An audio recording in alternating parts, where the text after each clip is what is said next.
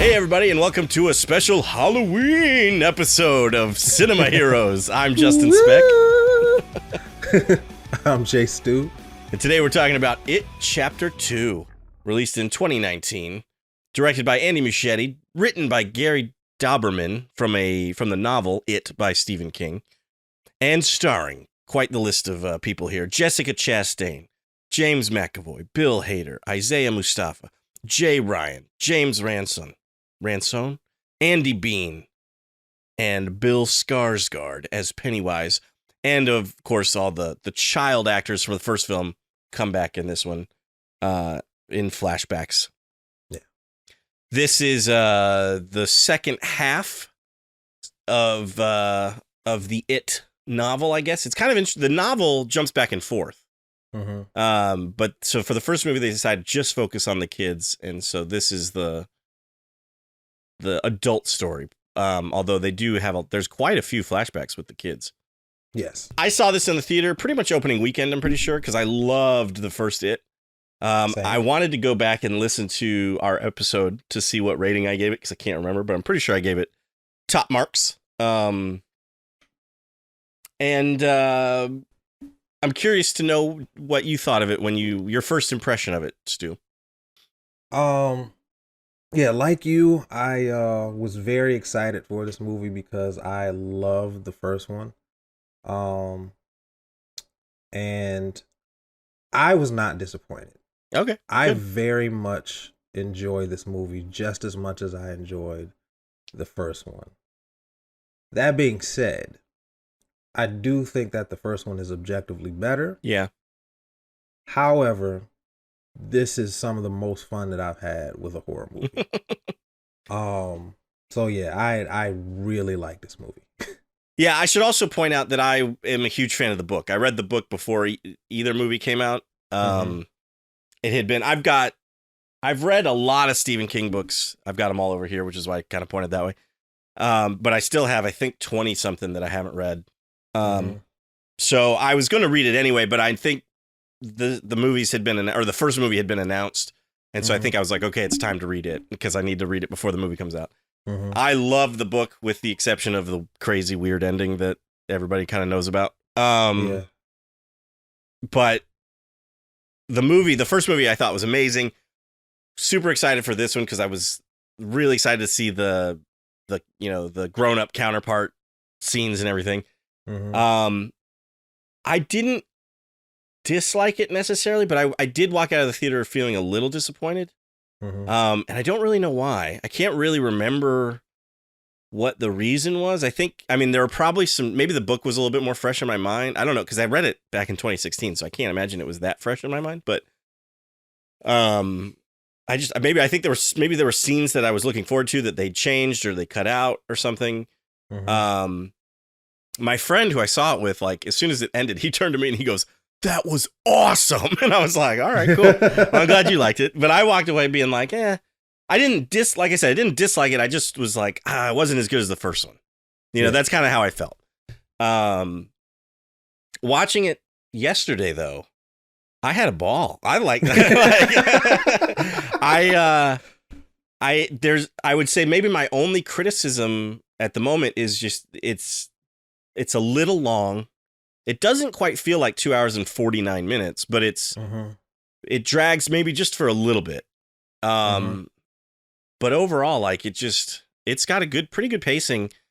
And some of my complaints that I had the first time around, I didn't really have this time around. Like I remember one of the things was they had to de-age some of the kids. Because that was a reshoot. Yeah, the kids were older, visibly older than they were in the first movie. And so they had to make them look younger. And that was obvious to me in the theater, and I was looking for it watching it this time, and I couldn't notice it. I notice it every time. Do you? The treehouse scene. Almost everyone in that scene is aged up, with the exception of Sophia Lillis. Yeah. I knew it was because I remember the treehouse scene being noticeably bad, and maybe I was watching it on my TV. I'm pretty sure the treehouse scene was on my TV because I watched half of it on my TV and half of it on my computer. And I don't know. Maybe I'll go back and rewatch that scene, but I didn't notice it this time around. So I was like, all right, whatever. Yeah, I notice it every time. Their faces are awkwardly smooth. Yeah, yeah. Well, that's how it was in the theater. I remember being like, this sucks. Yeah, that didn't look great. And I think the Richie flashback scene, he's noticeably like aged down. Yeah, I think, yeah. But again, not as like noticeable as it was to me, I guess. I don't know. It worked for me this time around, I guess. But so yeah, I remember seeing some there's like a TikTok video I remember seeing where somebody was kind of just doing a joke saying, one guy was saying, I love it. And he goes, I love it too. And the other guy goes, you love it too? It too is trash or whatever, and so I remember people kind of ragging on this movie, and I've never thought it was trash. Yeah. But watching it this time around, I actually think it's really good. It is. It is. I like we said, it's not as good as the first one. Yeah. But it's a good time. I think the thing that people don't like about it is probably the thing that I love about it, is the fact that it's pretty much a cartoon. Right. And it has, especially towards the end, it has this kind of adventure film movie feel to it. Right. Goonies-esque, maybe? Goonies-esque, yes, but like towards the end, it felt a lot like Poltergeist. Ah, okay. And Poltergeist it's a horror movie, but it has that magical, whimsical family. I would say family friendly because it's not family friendly, but it's a horror movie told like an adventure movie, and I like that. So I really love the tone. And they just Andy Muschietti, he leaned all the way into the fun aspect of it, and I really appreciate that.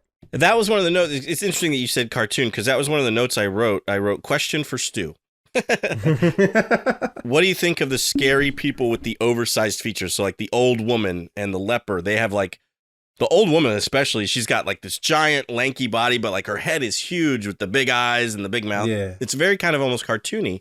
And my question for you was what you thought of that, and it sounds like you like that aspect of it. I like that scene. The only part I don't like about it is when is after you initially see her, it cuts to Bev and then it cuts back to the old lady.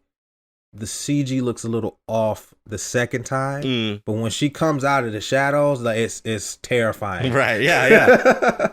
I actually kind of really dig it, because the old woman shows up again later in like the sewer. Bev's in the sewer or whatever, and then the old woman pops up, and her head, especially compared to Jessica Chastain, it's just like ginormous. Yeah. And I don't know. I kind of dig it. I think it works really well. Same with the leper. The leper is very borderline cartoony, but at the same time scary. I felt that the leper was cartoony in both movies, because the leper was in the first one too. Well, yeah. I thought he was cartoony in that one. The old woman, Mrs. Kirsch, that's her name. The scene with Mrs. Kirsch in the 1990 It. Mm-hmm. That genuinely scared me. Oh, yeah. I was terrified in that scene. It was like her teeth and the way she was drinking the tea, like like that really genuinely scared me. This didn't necessarily scare me, but that one image of her coming out of the shadows was definitely terrifying, even though the scene itself wasn't right scary as the original. Right. Speaking of scary old ladies, did you ever see the like 1996 made-for-TV The Shining with Steven Weber?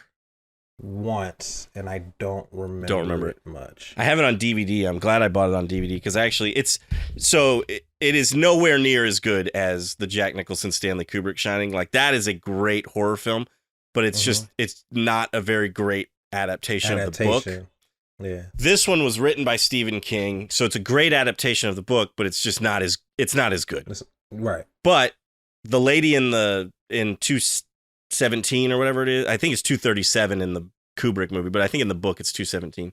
Mm-hmm. Anyway, the old woman in the tub, Mm-hmm. when the little boy first sees her, I remember that because I mean that miniseries came on when I was like 12 or 13. Mm-hmm. I remember that scared me. And like when I saw the Jack Nicholson version later, because I watched this one first because it came on TV. Mm-hmm. I remember thinking it wasn't as scary as the one from the miniseries. Now I haven't watched it recently, so it's probably not as scary as I like remember it being. But I just remember thinking like the miniseries version was creepy. And the Jack Nicholson version, it was like wasn't as scary. It was almost like gross because it was, it was definitely grotesque. Right? Yeah. Anyway, I should rewatch. It's a long miniseries because it was like a 3-night event. Yeah. So I think each episode is like an hour and a half or something. Anyway, I love the opening of this film. So the opening of the book is Georgie, which is how the opening of the first movie. But then after that scene with Georgie, it jumps to the present day, and it's actually in the book. I believe it's like the kids are being interrogated by the police over the death of this kid named Adrian. Yeah, and so I was reading. I've been listening to it on a cool. audiobook, off and on because it's a long book and like the way Stephen King writes, he's like so immersive. Right. I kind of have to take a break from it, right, sure. because he's so visceral with his storytelling. But yes, that is I do like I love the opening of the book. Steven Weber reads that, right? Is that the one you're listening to? Steven Weber. I've got that same audiobook and it's so good. He does a fantastic job. Especially like when Bill stutters and stuff. Like he does a really good job at that. Yeah, so I really thought it was cool how they opened the movie with Adrian and that whole scene. Yeah, I did too. That's a hard scene to watch. Yeah, man. It is. And the only reason that it's bearable is because Adrian is like he's just taking it and his like he's still dishing out those quips while they're just beating his face in. Right. But it like that's the only reason why I can even really watch it for real, because it's not. I don't want to necessarily say that it's like visually brutal. Like it kind of is, but we've seen worse. We've seen more violent things. Right. Sure. Yeah. It's just that that comes from like a place of like hate. Sure. Yeah. And it's really hard to watch because it's real. Like right. That happens. So. Yeah. Yeah. Absolutely. That's very true.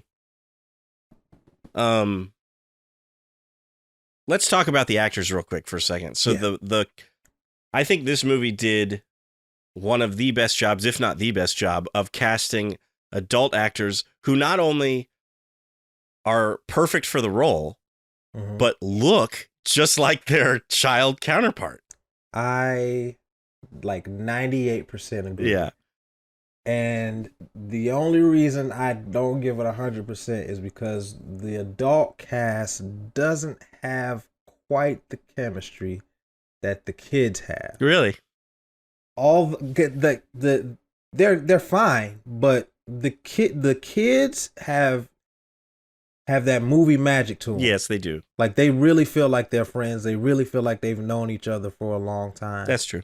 And the adults don't necessarily feel like that. Granted, I know that's how the story is because they don't remember. Right, they haven't been around each other for 27 years, so. Yeah, and they've kind of repressed the memory of it because it was so traumatizing. Because they didn't even remember who each other were until they come back to Derry. Called. Yeah. Right. Yeah, they don't even remember Mike. And I think, it's interesting in the book, I think it's explained a little better than it is in the movie that like Derry has like this almost magical kind of power over people. And so once you can get out of Derry, you start to it's like, I think anybody who leaves Derry starts to forget Derry and things like that. Yeah. It's also explained like each of them is very successful except for Mike, because Mike stayed in Derry. But as everybody else, like Bill is a writer who's working on films, which I want to talk about that because I love that cameo. Beverly has her own fashion line. In the book, Eddie is a limousine like driver owner. He like owns he owns the limousine, like a fleet. Yeah, in this he's like a risk analyst or something. Ben is an architect. And then in the book, Richie is a radio DJ, and I love that they changed it to him being a stand-up comedian in this movie because it just makes much more. It makes a lot more sense, especially in today's day and age. I think in the original, was he a stand-up comedian in the 1990 miniseries, or was he like a TV personality? That's a good question. I don't remember. He might have been a TV personality, or maybe it was kind of a combination of the two. Yeah. But I think they did change it as well in that. I think you're right. Because I remember him being like behind the scenes somewhere where there were cameras. So he was on camera. Right, so I know he wasn't a radio DJ, but I don't know if he was a comedian. I can't remember. I can't remember either. I think I've only seen that miniseries one time all the way through, and that was for the podcast. Really? Yeah, so I need to rewatch it. You should. I think the only one who doesn't really look exactly like the younger counterpart is James McAvoy, but James McAvoy is so good that I forgive it, you know? He's a great... I agree. He's a great Bill Denbrough. I definitely agree. And I guess I can kind of understand what you're saying about the chemistry, although I do feel like Eddie and Richie's chemistry is really good in the adult the adult counterparts. I was gonna say they're the only two that actually feel like they were friends when they were kids, right? Because the way they just kind of feed off of each other and go back and forth with the banter is so, it feels natural. It feels like they didn't even have to work at it. Right. I agree. The movie scene in the beginning with Bill, the director is Peter Bogdanovich, who I think recently passed away. But I really like that cameo with him. And I love the joke about the endings, because I think that is a direct reference to Stephen King and how a lot of people didn't like the endings to some of his books, you know? I didn't know that. Yeah, I don't know if they didn't like the ending to this book, or because I've heard some complaints about the ending of The Stand as well. And so, or maybe it's multiple books. I don't know, because maybe Stephen King, maybe he for a while said, you know, he writes great books, but terrible endings or something. I don't know. You know what? That makes sense, because he doesn't take notes. He doesn't outline. He makes it up as he goes, right? And he makes it up as he goes. So that makes complete sense why people don't like his ending. Right? Yeah. I don't remember having a problem with either The Stand or It. I don't think I had an issue with either ending, but I like that they not only do they reference it in that scene, but Stephen King has a cameo in this movie, and Bill he's like, holds up his book, he's like, "You want me to sign?" He's like, "Nah, didn't like the ending." Didn't like the ending. I thought that was pretty great. I haven't gotten through the entirety of the book, so I don't know how it ends. Sure. I know that there's like the macroverse and like the giant turtle, but like what is that? Like, what exactly happens?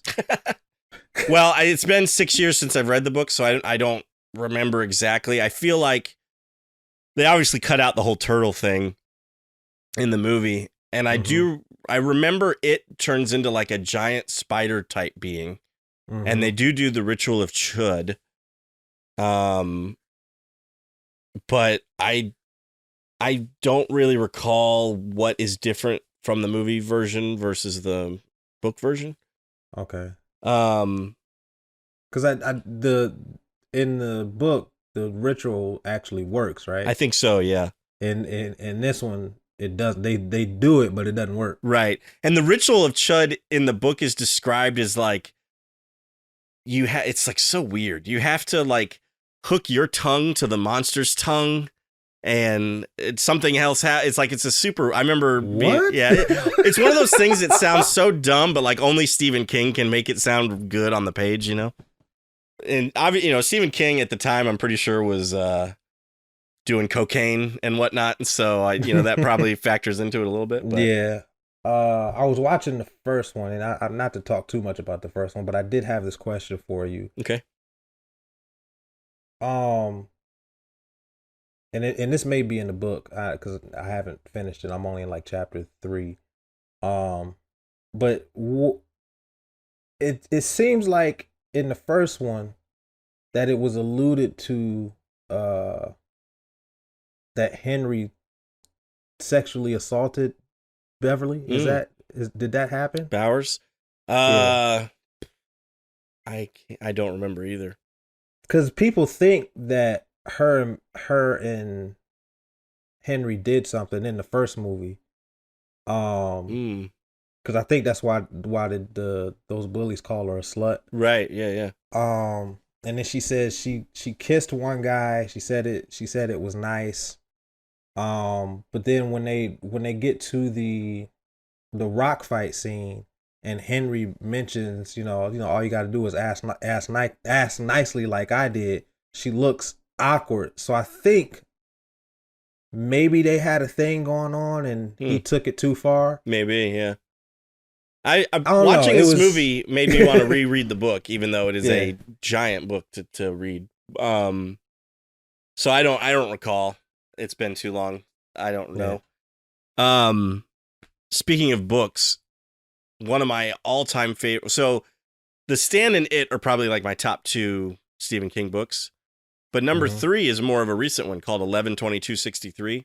And Mhm. if you've never read it, it's about a guy who basically goes back in time and tries to stop the Kennedy assassination. Yeah, my mother loves that book. I read that book before I read it, and I wish I hadn't because when he goes back in time, he runs into Beverly and Richie, I think maybe. Oh, And I didn't know who they were. Like, so I was just like, oh, these are kids, and so I kind of want to reread that book too because there's an It connection with. that's Yeah, awesome. yeah. I think he goes. I I'm maybe the diner because it's like a weird thing where like the back door to the diner like leads to the past or something. mhm. And maybe the diner's in Derry. I'm not sure, or maybe he goes to Derry from the diner. I don't remember, but he's Mhm. obviously ends up in Derry at some point.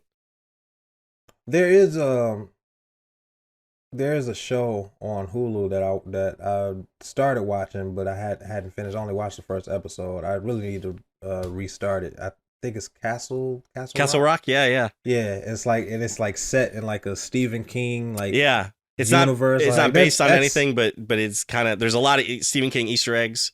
yeah. Yeah, I didn't. My wife and I watched that show. We watched. There's only 2 seasons, and we both really liked it. Season 2 is really fun because the main character is Annie Wilkes from Misery, but it's like a Mhm. younger Annie Wilkes. Mhm. So that was a lot of fun. Yeah, I really that was produced by J.J. Abrams, and I really liked it. I was hoping they'd make more of that, but it got canceled. Oh, that sucks. Yep. Yeah, I wanna watch that to see what references they do in that Yeah. show. There's probably some references in there that I didn't even catch because like I said, I haven't read all of his books. Yeah. So one of the things I can't remember if it's was changed or not, but the whole idea of them having to go find their own tokens, Mhm. I think that was changed because if I recall correctly in the book, like, because I remember the Paul Bunyan scene, which I don't know if it's Mhm. Paul Bunyan and it's just like a giant statue, but it was a Paul Bunyan statue in the book, I'm pretty sure. Mhm. And I remember that happening with Richie, but I thought it was like when they first come to Derry before they go to that Chinese restaurant. It's Mhm. like they each kind of come to Derry and are like kind of wandering the town before they meet up with each other. Mhm. And they all kind of run into Pennywise on their own, whatever. Mhm. And so like I said, I don't remember the token thing. I think that might have been added for the movie. Mhm. And they just kind of moved those scenes around a little bit, had Yeah. everybody come together quicker, and then did the individual scenes, which worked for me. Yeah. Because I think Beverly goes to her old house before she goes and meets with everybody. I think that's like one of the things. She comes into Derry and she visits her old house. But I could be wrong about that. Like I said, it's been a long time since I read the book. Mhm. And Um, I can't remember how they do it in the miniseries because yeah, the miniseries is it's weird because the miniseries I always remembered it as two halves, and I in my head I always remembered the adults being the adult part being separate from the kid part, but the miniseries goes back and forth like the book. just like the book. Yeah, Yeah, but I don't know why in my head I thought that they were kids in the first half right, right. and adults in the second half, even before this came out. So I've actually wondered, like, while I was watching this, I wondered if it would work to splice It Chapter 1 and It Chapter 2 together and make it kind of like the book, where it goes back and forth. Like a supercut? Yeah, like a supercut. I mean, it'd probably be a Snyder Cut 4-hour version or something, but I feel like you could probably cut out some of the flashbacks in this movie and just replace it with scenes from the first movie. I think that would work because I do remember the director mentioning that he wanted to attempt to do that. Oh yeah, I don't think he did, no. but I do remember him saying that he wanted the structure. He wanted to see what it would be if the structure were closer to the book. Yeah. I don't know if it would work or not, just because they were obviously created to be two separate movies. But I'd be very interested to either try it, like edit it myself, or if they ever put it out on, if they put out a 4K It supercut, I would buy that. I'm at the scene right now where there's that little girl who has the birthmark on her cheek, and she's under the bleachers talking to Pennywise. I love the way Pennywise is lit in this scene. Yeah, and he does the creepy eye thing, and then it's pretty brutal how she's like, "You're supposed to count to 3," and he just like chomps her head off. Basically. Chomps her head. Yeah, the kills in this movie like kind of stuck with me. Yeah. Yeah, I remember seeing it and then like I don't want to say having nightmares about it, but I would like just think about those about those kills randomly like throughout the day. I was like that's disturbing. Yeah, for sure. But I'm currently at the Jade of the Orient scene. Okay, yeah. I love this scene. Apparently, I think they showed this scene at like Comic-Con or something. Oh, like, did they? This was like the sneak peek of the movie. That's cool. That's a good scene to show. Yeah. It's always interesting to hear what scenes they show for Comic-Con. Yeah, the Comic-Con. The thing I love about that scene is when the Mike is like slamming the chair on the table. He's like, "It's not real. It's not real." And then the waitress walks in and we see, like, from her point of view, there's no black goo, there's nothing. And he's just destroying the table. She's like, "Everything all right?" Not like, whoa. Like, right. What are you doing? She's just like, "Everything okay?" And Richie's like, "Oh, we'll take the check, please." I love Bill Hader in this movie. Bill Hader's not somebody I think of when I think of like a really good actor. I think he's a very funny actor. But he actually, I think, does a really good job in this movie, especially with the more dramatic stuff towards the end when Bill Hader is definitely underrated for his acting ability. Yeah, I agree. It's weird because a lot of the time comedic actors make excellent dramatic actors. Dramatic actors. I mean, look at Robin Williams. Yeah. Like he was top tier at both. Yes, absolutely. Who else? Adam Sandler, you can even throw him in there. Yeah. Like, he's pretty good at dramatic stuff. He just doesn't do it enough. No, he doesn't. And I think he has to have like the right script, and maybe the right director. Yeah, right script, right director. But you put him in the right situation, he can do. He can do both very well. Yeah. But yeah, I agree. Bill Hader was for me. Him and Eddie were the standouts. Eddie's my favorite. Yeah. I forgot the actor's name already. You said everybody's name, right? Ransone. Yes, James Ransone. James Ransone. Yeah. He, in my opinion, is the best adult child. Like he is the grown-up Jack Dylan Grazer. I agree. He did such a fantastic job, and he is so funny in this movie. He's my favorite character, and I don't remember him being my favorite character in the book, but in the movie, he is by far my favorite character. I just love everything. Like, he's just so funny to me. Like, I love. Yeah, he's definitely my favorite character in this version. Yeah, when they're walking out of the Chinese restaurant, and Richie goes, "I don't write my own material." He goes, "I knew it. I knew it." Oh man, that cracked me up. But everything about it. The actor. I mean, when he gets stabbed in the face, Like the facial expressions he's doing, like while he's like leaving the room and everything is just, oh my gosh. Yeah. He just does such a fantastic job. I have not seen him in very much. I was thinking while I was watching the movie, I was like, oh, I guess he was in Black Phone, which I haven't seen yet. He collaborates a lot with Scott Derrickson. Oh, okay. He was a supporting character in the first Sinister. Yep. He was the main character in the second Sinister. Okay, cool. Which was not nearly as good as the first one. Right. I've seen the first one, but I don't remember him in it. He's Deputy So-and-so. Okay, gotcha. I mean, I think that's his actual name, Deputy So-and-so. Well, he needs to do more. I mean, he's not doing poorly. I looked at his IMDb list. He's acting a lot, but he just needs some bigger, more prominent roles, I think, because he does such a fantastic job. Yeah. He's a character actor. Yeah, that's it. That's his actual name. Deputy So-and-so. He's the deputy. He's deputy in the first Sinister, and then in Sinister 2, he's ex-deputy so-and-so. That's pretty good. I've not seen the second Sinister. The first Sinister I really enjoyed, but I haven't watched it in a while. I should rewatch it. The first Sinister is genuinely scary. I remember watching it for the first time and not liking it, but I was not paying close attention to it. The second time I watched it, I put my phone down. I was terrified. Oh, really? Watching it the second time around. I'm pretty sure I saw that one in the theater, and I don't think I've seen it since. Yeah, you should definitely give it another watch. That's Scott Derrickson, right? Sinister? Mm-hmm. Yeah, and then Black Phone as well, right? Yeah. Mm-hmm. Ethan Hawke I don't know works with him, too. Who did Sinister 2?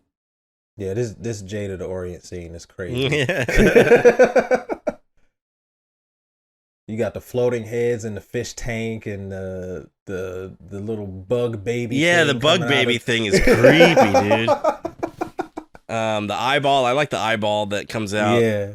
The weird like one-winged creature too that comes out of one of the fortune cookies. It was like a bat wing. Yeah. And then you got that black goo coming out of the middle of the table. Mm-hmm. Which didn't look great as far as the CGI. And then they meet this kid. Who I thought was Pennywise at first. Right. Yeah. Well, I mean, this movie kind of almost makes it seem like anybody could be Pennywise, you know what I mean? So it's like, that is funny. And even obviously Richie thinks it's Pennywise too. Yeah. But even when you first see him, he kind of has that Bill Skarsgård facial structure. Like, I feel like that's what Bill Skarsgård looked like as a little kid. Maybe he did. Maybe that's why they picked him. Yeah. So yeah, I definitely before what's his face? Not Eddie. Richie, yeah. Before Richie started talking, I thought that he was Pennywise. What scene are you on now?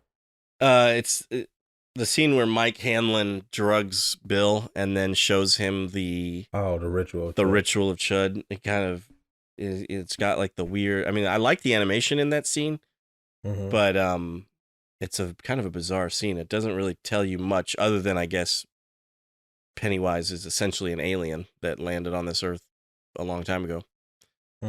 Back when the I forget what the name of the Native Americans are, and I'm gonna mess it up if I try to say it. So what do you think of that? What do you think of his origin in this movie versus? I'm okay with it. I think it's very similar to how it is in the book. I find it interesting. I guess, it's this alien being that can take the shape of anything really, and also just kind of get into your brain and stuff. And the deadlights. I love the aspect of the deadlights, and I love how the characters look when they're stuck in the deadlights. Like, one of my favorite scenes in this movie is when Richie comes out and he's all talking trash to Pennywise, and then mid-sentence just goes and like is in the deadlights. I think Bill Hader again does such a good job of that because it's funny, but it's also not like over the top. Like it really works.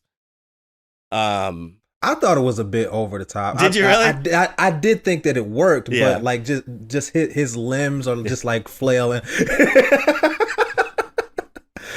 He just looks like a rag doll. Right? Yeah. I thought it was. I thought it was funny, but it does work for that particular scene. I think had that been anybody else, it would have been ridiculous. Right. Maybe so. Maybe you're right. But Bill Hader made it work. So I forgot what I was talking about. What was the whole point of that? Oh, the origin of Pennywise. Yeah. So I mean, it works for me. I like it. I'm okay with it. I don't know how else. I mean, like, you could have not made him an alien, I guess, and made him some sort of supernatural being or something, but it doesn't bother me that origin story. Yeah, because in the book, he comes from a different universe, right? I think you're right. Planet. Maybe, yeah. Because I think the turtle also lives in a different kind of dimension or something. Yeah. Yeah. From my understanding, the turtle and it are kind of like God and the devil. Yeah. Like they're the antithesis of each other, kind of. Yeah. I think you might be right. You ever read the Dark Tower books by Stephen King? No. They are kind of his epic fantasy novels, I guess you could say. But they're also kind of Western themed, sort of. The first one is especially. But after that, he kind of just does whatever he wants because it's Stephen King. But a lot of his other books are kind of tied into the Dark Tower. And so I believe like the turtle shows up in the Dark Tower series or has something to do with the Dark Tower universe. Yeah. I figured that most of, if not all of his books are connected because you got Randall Flagg that shows up in multiple stories. Yeah. And I think he even has different names in some stories. Yeah, he's in the Dark Tower series. Okay. Is he the main villain? I think so. He's the Man in Black, I'm pretty sure, yeah. Okay. I think. I'm pretty sure that's true. Yeah, so that aspect is fun. There's a character in Salem's Lot that shows up in the Dark Tower book, so it's I remember being pretty excited when that happened because I did read Salem's Lot before I got to that book, so it was at the time when I finished the Dark Tower series, I thought it was my favorite series of books ever. Now I've read some more other fantasy series and I really like some of those, so now I'm not sure. I'd have to reread it, maybe all 7 books, but it's very good. It's very Stephen King. Stephen King actually even writes himself into the story. So he is a character in the Dark Tower series. That's funny. Again, it's only something Stephen King could do, Any other author and people would be like, check it out. Yeah, it's cool. It's a very cool series. The first book is probably the weakest, but it's also the shortest. So it's not bad. And then by book 2, when you finish book 2, if you're not hooked on it, then I don't know what to say. Yeah, now I just got to the bleacher scene. All right, so I'm at the treehouse scene. So I'm going to pay close attention to these kids' faces to see if I can tell. Okay, you're right. Ben, they just showed Ben, and I could tell his face was all smooth.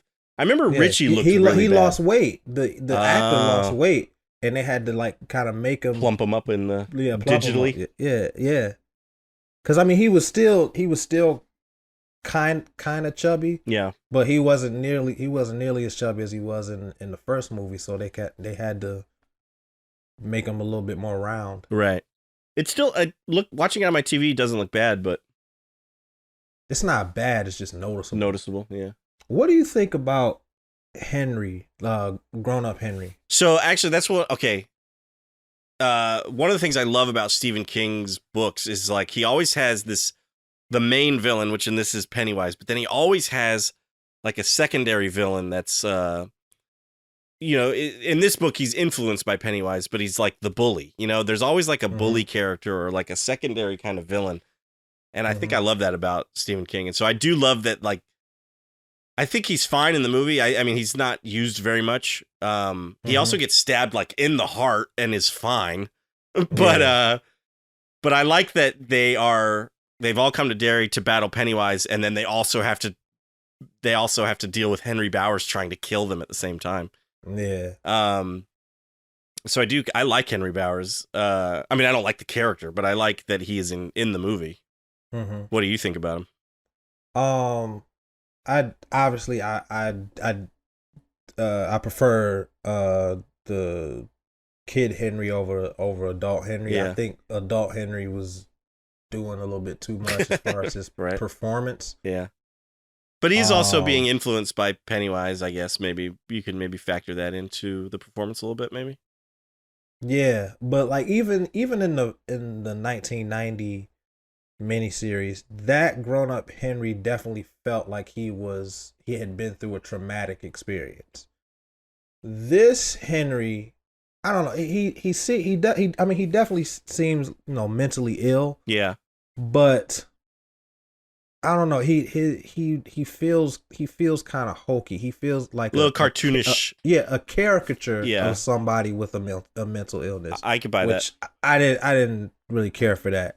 But in the 1990 adaptation, he definitely felt like he genuinely went through a traumatic experience. Right. I could buy that. That's definitely a valid criticism, I think, of this Henry Bowers. He is a little over the top in terms of how they portray his mental illness, I suppose you could say. Yeah. I agree with that. So now I'm just now coming to the where he's about to give Bill the drink. Oh, okay. He's just got books everywhere. He's trying to research dairy. Yeah, one of the things I think, again, not to talk about the book so much, but I want to say he's a drug addict in the book, Mike Hanlon. Like he had kind of gone almost so crazy researching Pennywise and the history of dairy and everything that he ended up being addicted to drugs. I could be wrong about that, but I want to say that's true. And in this, I'm glad they cut that out. They just kind of made him. In this, he's the only one that knows the truth, and he's trying desperately to get Bill to believe, or he's trying to get anybody from the group to believe him. But he knows if he can convince Bill will convince everybody. Yeah, and so he's a little frantic. But the rest of the movie, he's not really that way. It's mostly just these kind of first scenes where he's trying to convince them so they don't leave. But I do like how, he lives above the library because he works at the library, I'm pretty sure. Yeah, and, I figured he was a librarian. Yeah, and he's got all the books scattered around and everything. Yeah, not to keep talking about the 1991, but I thought that he was the coroner. Oh, really? The original, because he was there at the crime scene. Right? Yeah. You're a little kid. You don't pay too close attention to movies. But I always thought that he was like a cop or something. And then when I grew up, I just assumed that he was like the coroner. Yeah. And it wasn't until the last maybe 2 or 3 times that I watched it, I realized he was the librarian. He was just showing up at those crime scenes because he knew something was going on. Yeah. Right. Yeah. This scene is trippy. The thing I also loved about the first movie, It Chapter 1, is that it came out in 2017, which was 27 years after the 1990 miniseries. That's awesome. Yeah, I couldn't help but think that was pretty cool. One of the notes I wrote, we are way past this scene, but speaking of the child actors, when Stan makes the promise and it shows Bill cutting into his hand, Bill cuts deep into his hand. Yeah, he cuts really deep. I was like, dang, sheesh. Bill, don't go. You're going to go through his hand. And of course, it just cuts to the kid and he's just like, ah. He's like, I'd be like, ah. Right. Do you know where this movie was shot? Because this town just looks cool to me. Old kind of New England town, I very much want to say it was shot here in Atlanta. I know for a fact that quarry is here. Okay. Because a lot of movies use that same quarry. I think it's in The Hunger Games. Right. And Stranger Things, because I know for a fact Stranger Things shoots here. Yeah, a it lot shoots in Georgia. Well. Yep. Let's see if it says on IMDb. Because I thought that town, it'd be cool to visit that town, see the bridge with the river, kind of the little river flowing under it and stuff. Yeah. Filming locations. So they did it. There was Toronto, Port Hope, Ontario, Oshawa, Ontario. It looks like it was, and then USA. That really helps me. But it looks like it was either in Ontario or maybe it was Canada and Georgia. Who knows? Are you at the Mrs. whatever Mrs. Kirsch scene. Mrs. Kirsch scene. Yeah. You She knew got a something was lot of up. Junk. As soon as Yeah. Beverly walks into that apartment and you see Miss Kirsch close the door and she's still smiling, you're like, oh God, something is about to happen. I love these scenes. This is not where I think the movie slows down. I actually think the movie slows down once they go to battle Pennywise and they all kind of get separated. Yes, I agree. And like Bill's in the basement of his house. Georgie and young Bill show up. Beverly's like in the stall of a high school bathroom. Ben is getting. That's where I'm kind of like, we could have cut this part out probably, or it's just I don't know, skipped it or sped it up a little bit or something. That's where it drags for me a little bit. Yeah, I'm at the scene where Bev is having a flashback about a conversation with her dad. Yeah, this scene was always weird to me when he like sprays the perfume. Yeah, like, what are you doing? Yeah, because we get the idea that he's an abusive father, and so you expect him to smack her in that moment, but then he sprays the perfume. It's just bizarre, and I guess that's the point. Maybe just this, like maybe it was you never knew what was going to happen with him. He's like the Joker. Yeah, you don't know if he's gonna. I don't think that him actually spraying the perfume bothers me. It's the way he does it. Okay, it's weird. It's just it's unsettling. Yeah. He does it in such a way. I don't know. Well, he's very the very first shot, the close up of him, he's like angry about it. He's like, spraying it, and then it cuts to the wider shot, and he doesn't have that face anymore. So yeah, it's just it is weird. And then he's like intoxicated by the smell. Right. Which again, that doesn't bother me. It's just the way he sprays it. It's like why? Right. Why are you spraying it like that? It's kind of a weird scene. Sophia Lillis does a great job, though, as young Beverly. Yes. All the child actors are really good. Yeah, they're all really good for sure. So in this scene, do you think that Mrs. Kirsch was like actually like a real person? Oh, that's a good question. Like, I don't think so. Like used to be. Oh, and maybe. Then, Pennywise is just like impersonating her. It could be.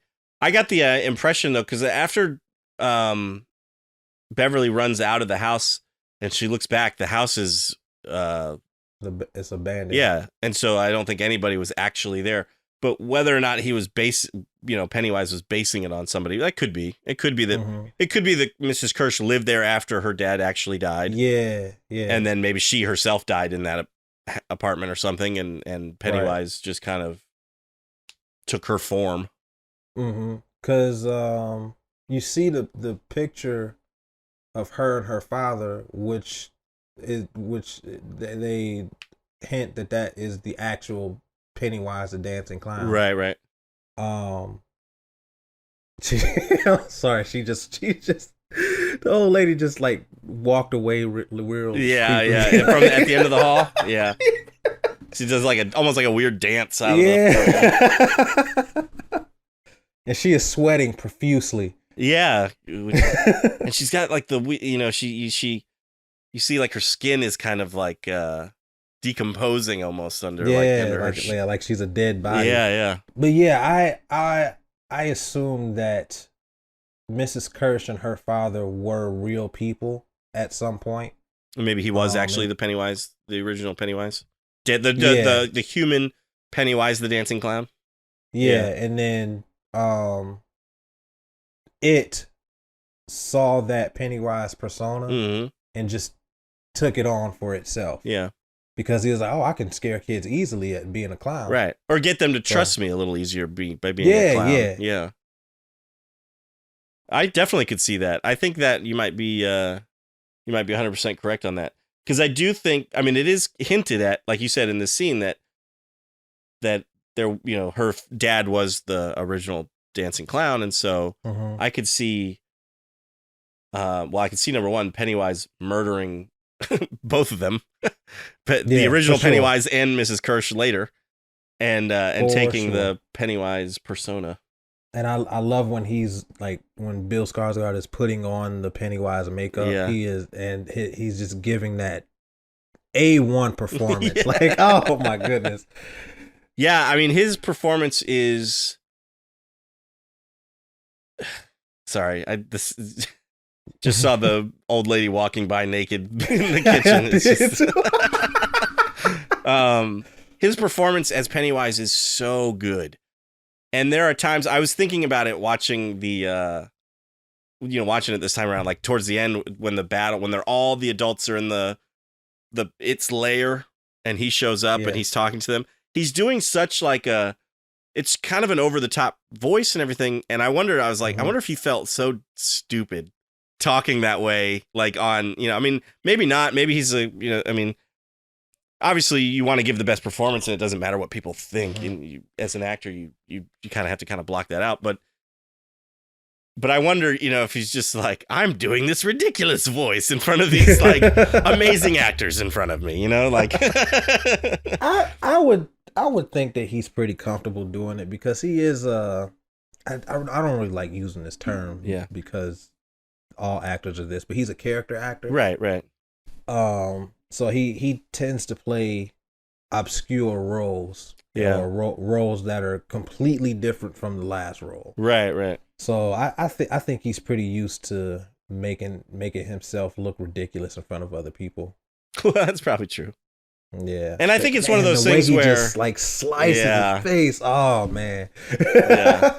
I'm at that exact scene as well. And I think too, it's like one of those things where the more you do it, and if you get, you realize like, hey, that movie did pretty well, and people think I did a pretty good job. Like the more comfortable you probably do get kind of doing those types of things. Yeah. Because I know in the first movie I read in IMDb trivia, Bill Skarsgård tried to like distance himself from the child actors so that they would actually kind of be scared of him in those scenes. And then he would try to like comfort them apparently afterwards, be like, everything's fine.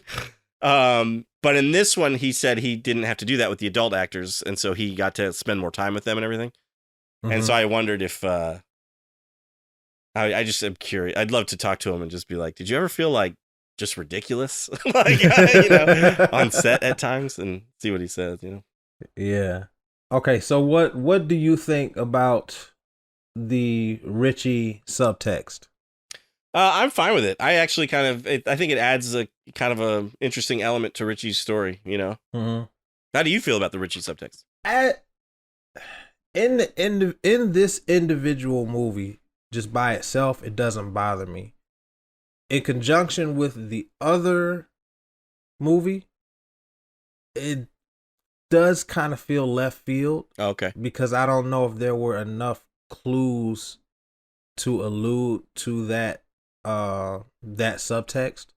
Well, I wonder if they hadn't thought of it yet, Probably. It feels like they hadn't thought of it and decided to put it in this movie. Like I said, it works for this movie. Because jumping ahead, to the end, we finally realized that not only was he gay, but he was in love with Eddie. Right. And I think it works for this movie, but as just as the It story as a whole, the way that Andy Muschietti told this story, it feels like it came out of nowhere. Gotcha. I did think while I was watching this movie that I should have rewatched the first one before watching this one. Yeah, I did. I should have. I just didn't have the time, really.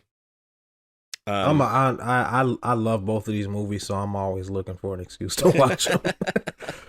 I think I will maybe go back and rewatch the first one if I can this weekend or something. But I should have tried to watch it before watching this one, because there were a couple characters in the very beginning, like Bowers. When Bowers, when we first see Bowers at the mental hospital. Hochstetter shows up, like the dead Hochstetter, and I was like, "Oh yeah!" It's like I forgot what happened to Hochstetter. So I wish I had watched the first one so I could kind of remember what happened to those characters. But so one of the criticisms I've seen about this movie is it's very CG heavy. It is. How do you feel about that? Like one of the scenes that just showed up on the TV was Pennywise, kind of antagonizing Richie, and at the very end of the scene, his head kind of like morphs and kind of stretches, and it's obviously CG kind of enhanced. Yeah. Did you have a problem with the use of CG in this movie? Yes and no. I don't think that it is an egregious use of CG. But I think the use of CG in Andy Muschietti's movies are more times than not the weakest aspect of his movie. Gotcha. Because I remember I saw Mama, which I enjoy that movie as well, which had a great influence on both of these movies stylistically. Okay. Have you seen that? No, I haven't. I've heard it's good, but I have not seen it. It's good, and you will immediately recognize recognize where he got certain things from. Okay. From making that movie. But the way Mama looks in that movie is kind of weird. She kind of looks like the painting lady in these movies. Yeah, okay. But the CG is not quite there. And it could be just because the movie is a little bit older than these movies. I do think the CG gets better as he makes more movies, right. But gets more money for his budgets and stuff. Probably. Yeah. But I think that in all of his movies that have that stylistic CG, it doesn't work quite as well as it should. Now, that being said, it didn't bother me that much, and it didn't hinder me from enjoying the movie, because like I said, that's always been just a thing with his movies. Gotcha. Kind of like the fight scenes in Christopher Nolan movies. I mean, that's to me, that's not really his strong suit. Right. It doesn't bother me, because that's just something that I've come to expect now. Right. That's a good way of putting it, and I agree with you. I think it. I can maybe understand the complaint for this film, but I don't. It didn't hinder my enjoyment of it. Yeah. And I think that that's a thing with most modern horror films, because that's part of the charm of the original Nightmare on Elm Street, is that all that stuff was practical, right? Yeah, and it looked amazing, right? It still holds up, yeah. And then as the series goes along, they start using CG, and it doesn't. It lacks that magic. It has that computer look and computer feel to it. I mean, that's how I feel about not just horror films, but movies in general. Mm-hmm. I love, comparing like James Cameron's Aliens to James Cameron's Avatar. Aliens, I think, just look so much cooler with the practical sets and the practical effects and everything, versus Pandora, where it's all 100% computer generated. It just doesn't have the same magic to me. Pandora doesn't bother me. It's when they're anywhere else like other than like out in the wild, right. In Pandora, that's where it looks like, okay, this is I'm not feeling this. Right. But Pandora itself, like I expect that to be, well, sure, yeah. I guess that's CG. A bad example, but yeah, I do remember thinking in the beginning of Avatar, and granted I haven't seen Avatar in a while, but like when Sam Worthington's character is like getting off of like the plane or whatever it is that everything in that shot, I'm pretty sure, is just CG. Yeah. Whereas you go back to Aliens, and like they would have created at least like the end of the plane with the ramp for him to come down, and like the and other stuff in the background. And I just, I don't know. It's just movies that are so CGI heavy do lack the charm, I think, of other movies. Now they're getting a lot better with CG, agree. Obviously. And I think there are probably movies where I didn't even realize they were using CG if they, do it correctly and stuff. But that's the thing. That's how you use CG correctly. It's supposed to be used to enhance what you've already shot, rather than creating something out of thin air. Right. Unless it's something like Pandora, yeah. which is so big and vast, you couldn't possibly create all of that practically. That kind of has to be CG. Or a movie like Gravity that takes place out in space, Yeah, obviously you can't do that. You can't do that practically. So those movies kind of understand. I remember watching Zodiac, the David Fincher Zodiac, and I popped in like when it came out on DVD, I watched the special features, and it showed how much CG was in that movie, and I my mind was blown away because there was like a third of the movie is CG. I know, like the opening shot of San Francisco, you can kind of tell, especially now. Mm-hmm. But like a lot of that movie, I had no idea it was CG. It was they did such a fantastic job with that. And again, that movie came out in 2007, so maybe watching it now, it's a little bit more obvious. But at the time, I had no idea. He did such a good job with the CG in that movie. But anyway, this CG, the monsters and stuff in this movie, I don't think like I said earlier, I liked the look of the old woman. I liked the look of the leper. So I don't think the CG is like terrible. I also really like when Pennywise is like the spider with the head of Pennywise, and he's really huge, and they're talking about how they need to bring him down and stuff. Yeah, I think that all looks great. So I do too. I do want to talk about that, but I wanted to talk about when they all get separated, Bill and the little kid. Mm-hmm. What did you think about that? Because I really like it. Yeah. I think that's one of the strongest things in the film is Bill's like overwhelming guilt. Oh yeah. Of Georgie's death. Yeah, and one of the things that was very well represented in this movie. Yes, I agree. And he comes on a bit strong, which is kind of the point, to the kid, and the kid is like, "I gotta go, man. You're freaking me out, you weirdo stranger." But I love that, like you said, he's got that overwhelming guilt for Georgie, and then he goes to the fair to try to save the kid, and he fails. So the guilt is even stronger now. That's another scene that hit hard and resonated with me, and I think it was not necessarily for the death of the kid, which is brutal and terrible. Don't get no more violent than that, but it's a lot because of James McAvoy's performance in that scene. He's like Bill, and the way the scene is written, like they're in this fun house and he can clearly see the kid and Pennywise trying to get this kid. Like he's like right in front of him. Yeah. And in this clear window, he cannot get to him, and that's another scene that's for me hard to watch. Yeah, for sure. Because he's trying to do everything that he can to get to this kid, and he just can't. He's trying to make up for Georgie and try to compensate for that, but he just can't, and it's kind of heartbreaking. Yeah, for sure. Well, and it comes out later too that you find out that he was faking being sick. He just didn't want to play with his brother that day, and so like the guilt from that too, just enormous. Like I love that. I don't know if that's in the book or not, but that was just a great,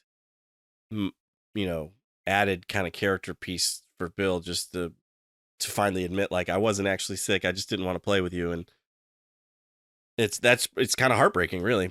The funhouse scene, I love the lighting in that scene because, like, when you see Pennywise, the lights are kind of flickering, and occasionally Pennywise disappears in the flickering light, which I thought was really well done and very good. And then, of course, after Pennywise kills the kid, it changes, and all of a sudden Bill just sees his reflection, and he can't see like through that glass anymore, which I thought was really well done too. It's just blood. Right.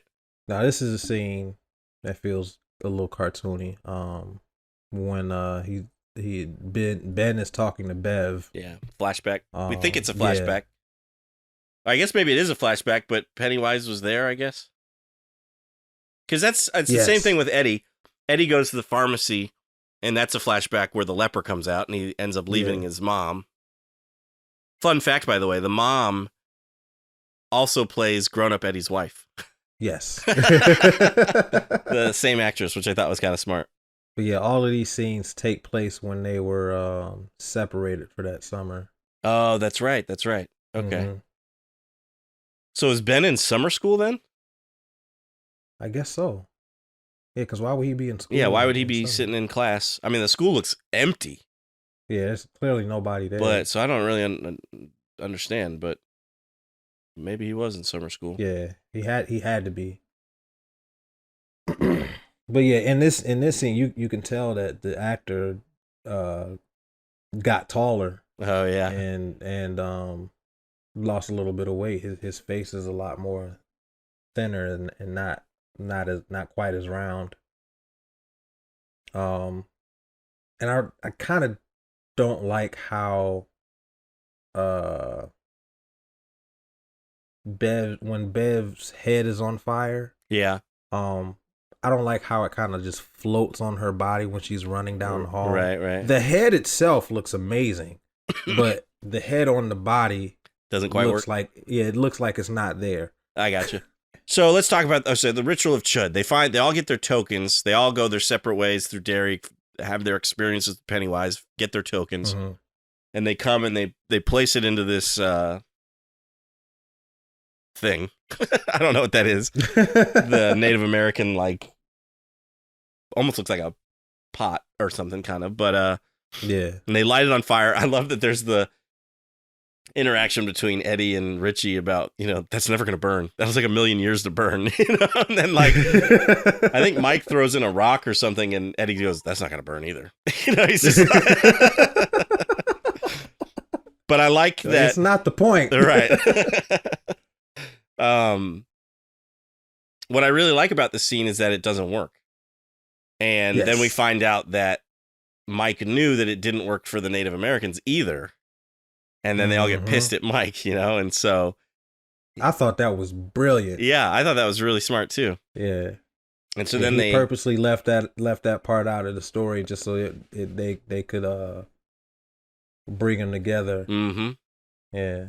And hopefully do something different to defeat it. But they kind of don't really do anything different than they did in the first movie.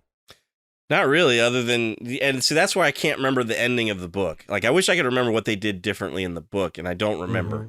But you're right. In this, it's just I remember, Beverly tells Eddie, this kills monsters if you believe it does.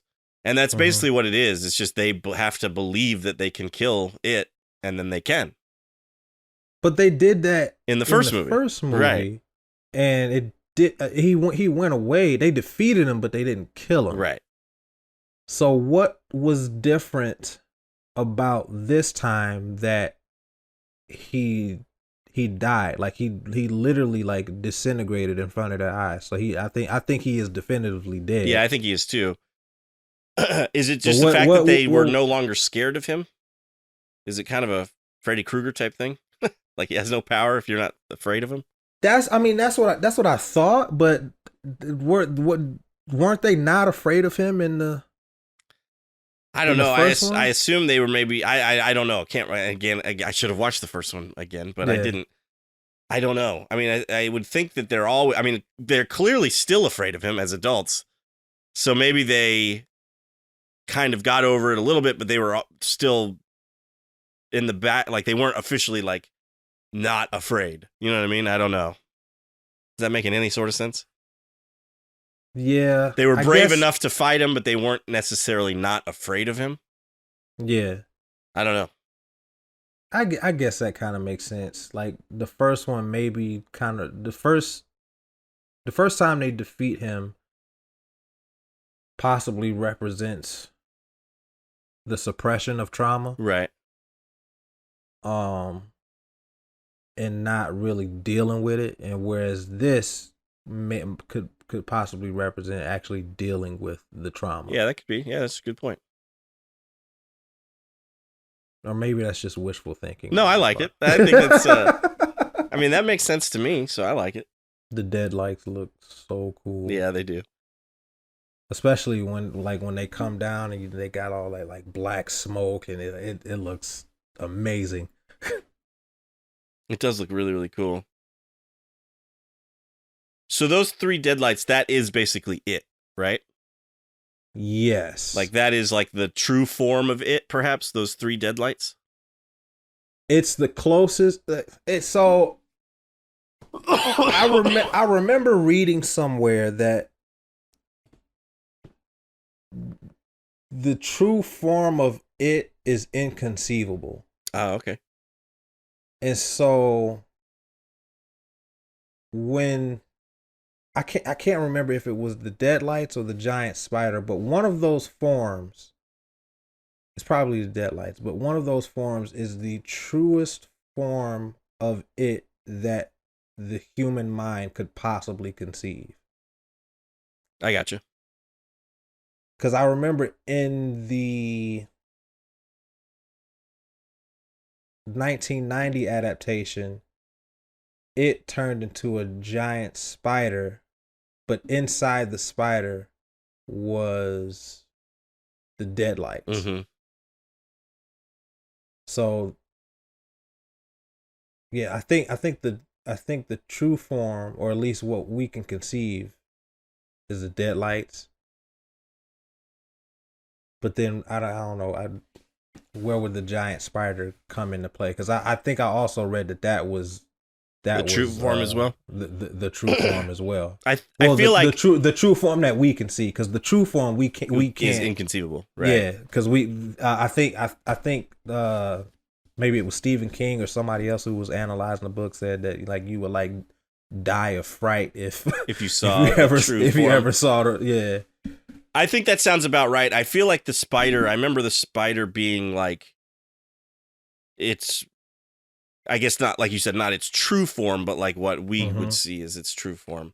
One of the things I do remember from the book that I wish had been in the movie, and I think this is maybe, it's not one of the reasons why I was disappointed the first time I saw it, but I felt like it was such a cool aspect of the book, is when the losers are fighting Pennywise as adults, the town of Derry is also experiencing like a crazy storm.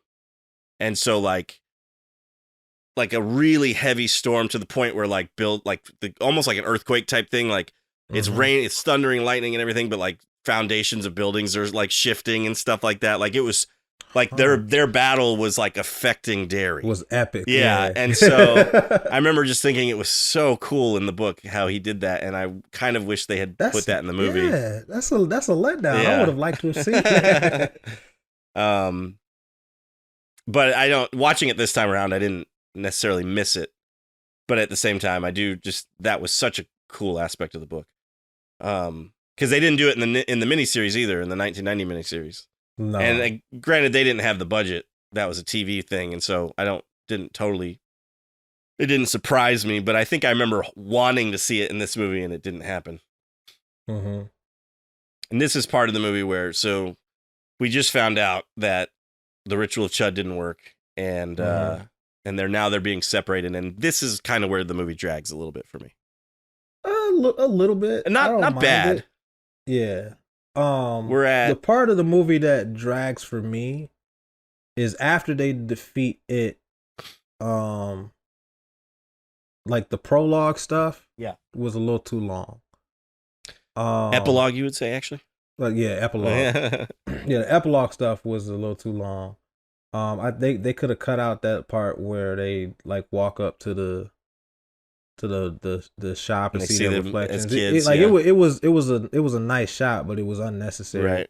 They could have just went straight from them like cleaning themselves off in the lake to opening Stan's letter. Right. Because I thought the phone phone call between Mike and Bill was unnecessary, and the part where they're I just said it too. Oh, where they're cleaning off the blood, that was a little too long. Yeah, I agree with that. Yeah, so they could have just went straight from when they jumped in the lake to opening up Stan's letter. Yeah, I think you're right. So I do kind of like, so again, Richie and Eddie, favorite characters probably, they go to those doors. And now, isn't there a scene in the first movie where they have those 3 doors? Yeah, I thought so. Okay. Callback. So there's very scary, and not scary at all. And they choose very scary because they think Pennywise is messing with them. And Yeah, because they chose not scary at all in the first one. Oh, right. And in this one, I like their little the little dog and how they like kind of fall for it for a second. They're like, "Oh, that's cute," you know. And then of course the dog is a terrifying monster. But right, which also looked cartoony. It did, yeah, CGI cartoony, yeah, but yeah, but again, it kind of works. I mean, in this universe, I feel like it kind of works. The way Pennywise just kind of just his I don't know, the aesthetic of the film, it just kind of works within the aesthetic, I think. Yeah, I agree. And then we go to the bathroom stall With Beverly. With Bev that is filling up with blood. Yep. Which I thought was cool. Because it's reminiscent of the bathroom scene in the first movie. Right. But it's in a stall, which is also another. It's like a double callback to the events of the first movie, because when we first see Bev, she's in a bathroom stall. Right. Yeah. And they dump all the trash on her, which it tremendously bothers me. But then we fast forward to the other scene with her cutting off her hair and the blood coming out of the sink. Mm-hmm. I love that scene in the first movie. Yeah, that was fantastic. That was very Nightmare on Elm Street. Yeah, it was. Yeah. But I thought that the scene in this movie at the end was like a really good marriage of the two scenes. And it really like forces her to confront all the people that have taken advantage of her throughout her life, like her father and her husband. Yep. So, and Ben is in the treehouse. They're kind of almost connected. Ben is in the treehouse, and something is like filling up the treehouse. He's like kind of drowning in that. It's not blood though. It's something else. It's dirt. And he's trying to get Beverly's attention so they can kind of save each other, I guess. Oh, so he's just getting buried alive essentially in the treehouse. It's not even a treehouse; it's an underground. It's an clubhouse. Yeah. Man, that's that. Yeah, I think Bev's scene, it might be the best one. In this like separation. I do like. Yeah, I actually think it's so good. We just talked about how Bill's whole guilt thing is really great. But I kind of think his is the weakest one. I don't know. And maybe it's the CGI Georgie or something. I don't know, but yeah, from a storytelling standpoint, his is the best. Sure. One. On a technical standpoint and like spectacle, hers is the best. Yeah. That's true. I love how so we're seeing Ben get buried alive here, and Pennywise's eyes are glowing yellow. I think that's so cool. Yeah, me too. So they're all separated, going through their own trials, Ben, I guess. Yeah, going their own trials. Ben, Bev, and Bill. So now we come back and they're about to defeat Pennywise. But Eddie throws the so that's when Richie is caught in the deadlights. Yeah. And it's part of like a fence or something, isn't it? Isn't it like part of like an iron fence? Yeah. And so Beverly had told him earlier, this kills monsters if you believe it will. And so he kind of psychs himself up believing that this is going to kill Pennywise. And he has his epic moment of jumping through the air and hitting Pennywise, and it does affect him. It does. But then of course Eddie gets a little ahead of himself, telling Richie, "Hey, I killed it. I killed Pennywise," and gets stabbed through the chest. Yeah. Unfortunately.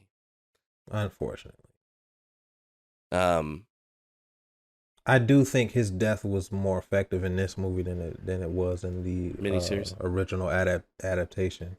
How does he die in the miniseries? I forget. I think it's similar. I think it might be the same. I just think like it just had more emotional impact in this movie. Yeah. I agree. And I like how, Richie like won't believe that he's dead at first, until Beverly has to kind of pull him away and be like, he's gone. Yeah. Yeah, because in the original, he sprays them with The inhaler. the inhaler. That's what I thought, but I thought maybe I was remembering the first movie with the kid, because I remember him saying, like, this is battery acid, and he, like, uses the inhaler on Pennywise, and it burns Pennywise's face and stuff. And I remember thinking that was really cool. I think he does it twice. I think he does it as a kid and an adult. Okay, I can see why they changed it if he does it twice. Why they wouldn't just do the same thing. But I do remember that might have been another moment where I was kind of disappointed seeing this the first time, because I thought he was going to use the inhaler and ended up just stabbing him instead. But like you said, if you did it in the first movie, then you just don't repeat yourself. Do something a little different. So I can understand that. Right. But I just remember, and maybe it's in the miniseries, him going, "This is battery acid," and then yeah, it's in the miniseries. Yeah. Burning Pennywise's face. I just remember thinking that was really cool. Yeah. So Eddie succumbing to his wounds. Still, he's still giving that banter off with Richie. Richie. Yeah. But then they all realize, they have to believe that they can defeat Pennywise, and that requires them to no longer be afraid. Right, I think their anger overtakes their fear, because since they know that Eddie had been, because he's not technically dead yet. They don't. I don't think they realize he's dead until after they defeat Pennywise. But I think they were so upset that Pennywise had taken one of them out that their anger like overtook their fear. They were so angry that they were no longer afraid of Pennywise, which is, I think, why they were able to defeat him. Maybe, I don't know. I'm just guessing here. No, that makes sense. That makes sense. Oh, I don't really know if I like the aspect of them not being afraid, because I might be getting a little bit too deep here. I think that's a false perception of like courage. Courage isn't necessarily the absence of fear. Right. Yeah, it's being afraid and doing it anyway. Sure. So which is, I think, what the kids did in the first movie. Yeah. Maybe you're right. Yeah, so I don't know. I think that could have been better explained in this movie. I agree. But yeah, they finally defeat it by, like you said, they were so angry at Eddie. They start like chanting at him. They just call him a clown. Like stupid clown. You're just a clown. And that's like kind of what ends up defeating him. Is like they don't even have to use weapons or anything. All they have to do is basically just make him believe that he's smaller than he is. Yeah, exactly. And that and that they're not afraid of him and stuff. And so yeah, you're just a stupid clown. And I think that kind of works for me. Yeah, I guess I can forgive it a little bit more, because that was really the first instance in these movies where it wasn't the first instance where he was hurt, but it was the first instance that he believed that he was inferior to them. Right. So I guess it worked. Am I ruining this movie for you? No. I still enjoy the movie quite a bit. Me too. But that has, despite me liking the movie or loving the movie, it has always bothered me ever since my first viewing. Sure. Because I'm going back and forth with the score that I want to give it. Yeah. Yeah. Same here. Well, when we get there, we can talk about it. Let's jump ahead and talk about the very end of the movie. We touched on it a little bit. You were saying there's a couple things that could have been cut out. Stan's letter. I don't know how I feel about Stan's letter, because so one of the things that is, I don't know if it's different. Stan was obviously too scared to return to Derry, to the point that he killed himself. And in the book, which you're listening to it, so you may not have you gotten to the Stan suicide yet? Yes, I have. In the book, he writes it in blood on the wall, and so he's just so terrified that he's like, I can't go back, I can't do this, and he kills himself. In the movie, they almost give him like a happy, like he's almost like smiling while he's in the tub. And then at the end we get this letter from him, and I don't know how. Like, part of me likes it because it ends the movie kind of on this nice little note of for them, and it gives Stan a little bit of closure, I guess. But I don't know. It just seemed like it. I don't know.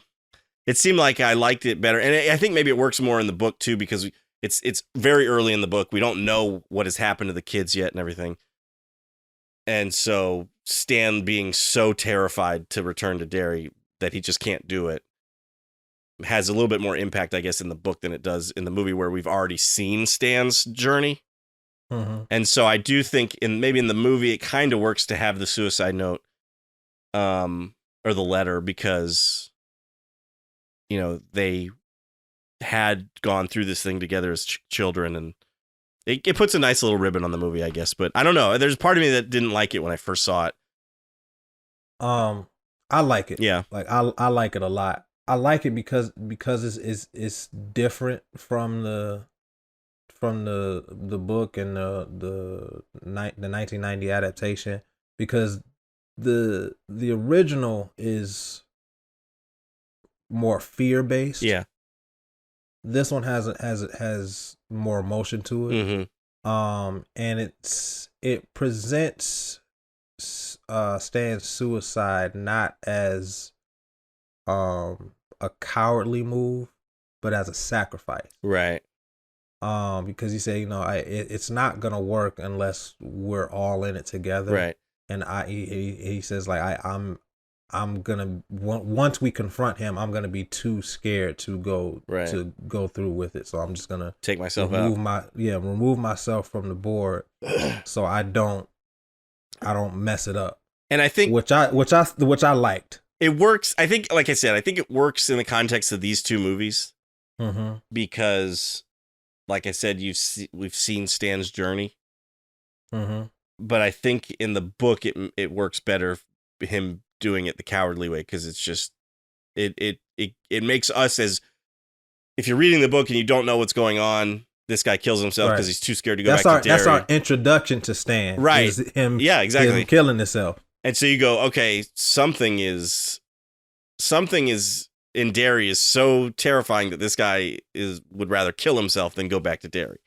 Yeah. And so in the book, it really works better as a cowardly way out than in the movie. But, and so that's why I'm torn on it, because I think it does work for the movie, but it's not how, I don't know. I guess, I mean, it works, I guess. I like the way it works in the movie, and I like the way it works in the book. In the book, I don't necessarily prefer one over the other, but now I will say this: I like how it's handled in the 1990 adaptation over the book, because that first half ends with Stan's suicide. Oh, interesting. I forgot about that. I love. Interesting. I need to rewatch the miniseries, clearly, and the first It chapter 1 and the miniseries, and read the book again. All right, Stu. Well, I know you said you were going back and forth on your rating, so I'm going to go first this time, because I actually agree with you. I've been going back and forth. When we first started talking about it, I was like, yeah, man, this might be 4.5 stars. Because I looked it up. I gave it 4 stars on Letterboxd. I gave the first one 4.5 stars. So clearly I like these movies. But I think the more we talk about it, especially with the ending and some of the stuff that could be cut out and blah, blah, blah, I'm leaning towards 4 stars. I'm going to give it 4 deadlights. Man, listen,